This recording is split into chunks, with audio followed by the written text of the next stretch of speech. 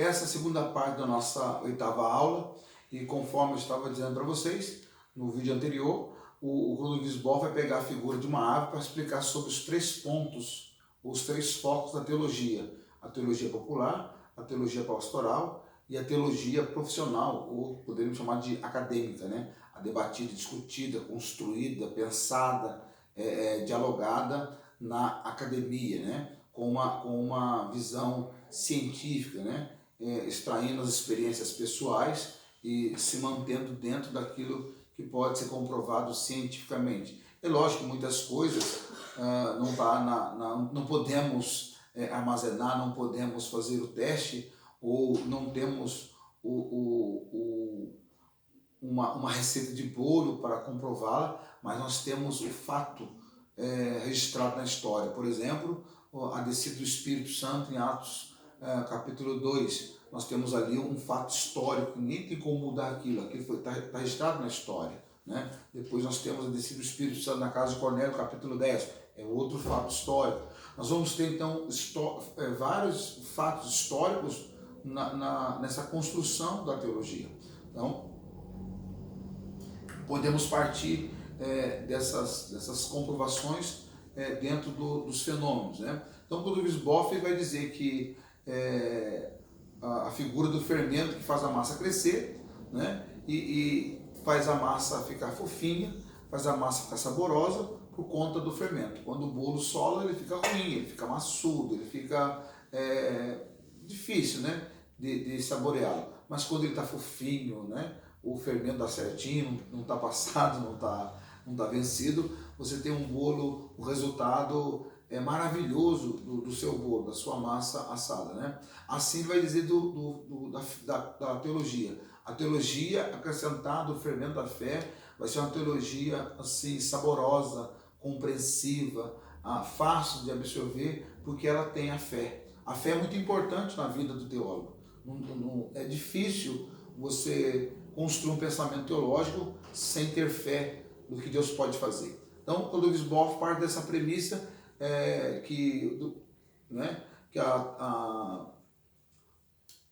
a fé ela transforma, né? A fé ela é uma coisa transformadora da teologia, ou uma história pensada a partir do fermento da fé, né? Ele traz a figura do fermento que faz a massa crescer. Da mesma forma, a fé produz uma transformação da nossa história, pois a mesma seiva, isso é interessante, a mesma seiva que corre pelos ramos da árvore é também a que passa pelo tronco e sobe das raízes secretas da vida.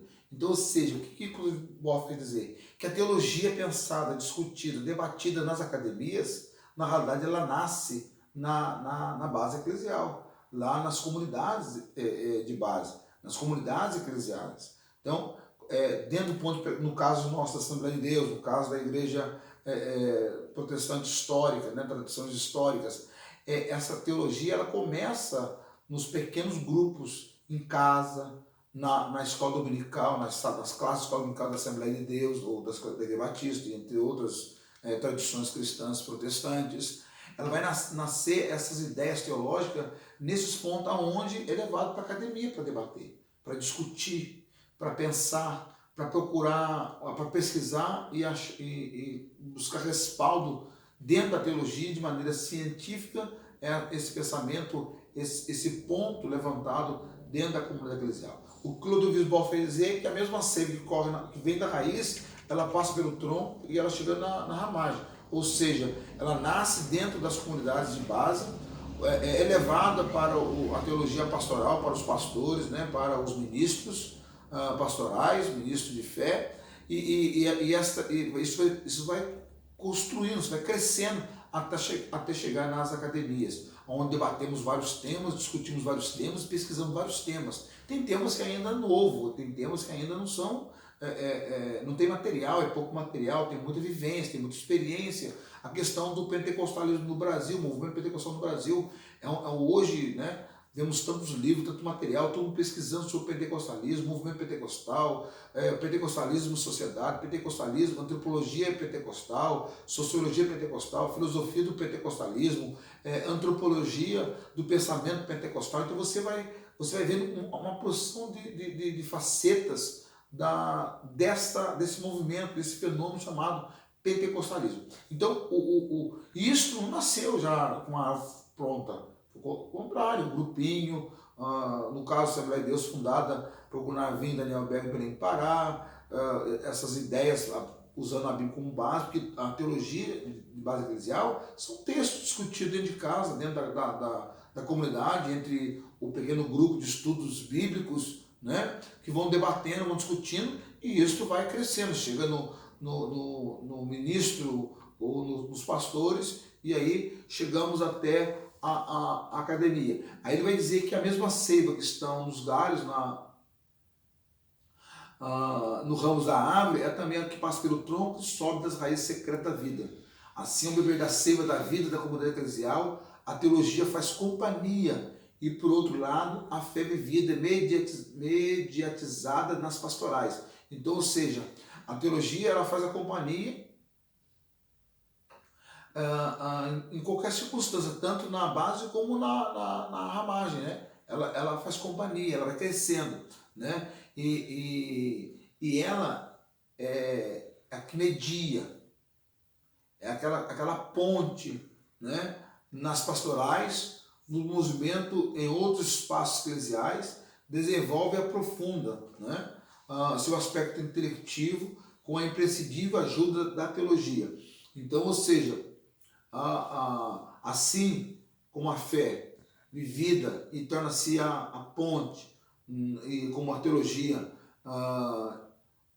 nas comunidades de base, nos espaços, né, nos pequenos grupos, no caso das igrejas históricas tem pequenos grupos, comunidades cristãs evangélicas têm pequenos grupos, trabalham com pequenos grupos. Isso é muito importante, porque tanto a fé como aquela que media, aquela que faz a ponte, aquela que faz a ligação, como a teologia que faz a ligação entre a ramagem e a base, assim também a fé, ela também é mediatizada nas pastorais, nos movimentos e nos outros espaços, né? Ela vai desenvolver e aprofundar os seus aspectos intelectuais, isto com o polimento da teologia. Então a fé vai tornar-se uma fé racional quando nós adotamos ou quando absorvemos a teologia, né? A revelação cristã nos reduz a uma simples mensagem religiosa. Interessante isso. A fé cristã, ela não se reduz a uma pequena mensagem religiosa, mas ela é metamensagem. Isso é muito importante, metamensagem.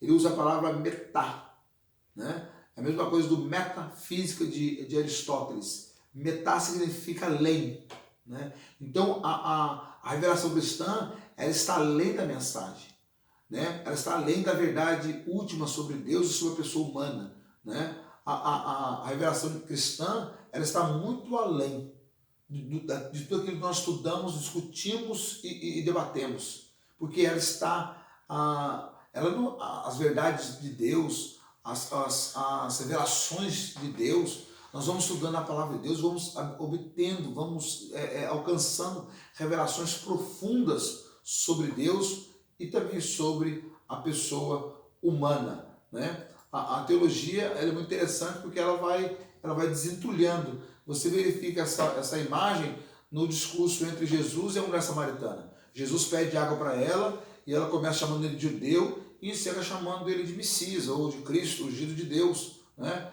Ou seja, ela muda de acordo com o diálogo entre Jesus e ela, vai discutindo e vai desentulhando, vai descobrindo até a hora que ela diz: tu és o Cristo, né? Ela vai falar para os seus pares, né? Um homem de tudo quanto eu tinha, ele é o Cristo, né? Ele é o ungido de Deus.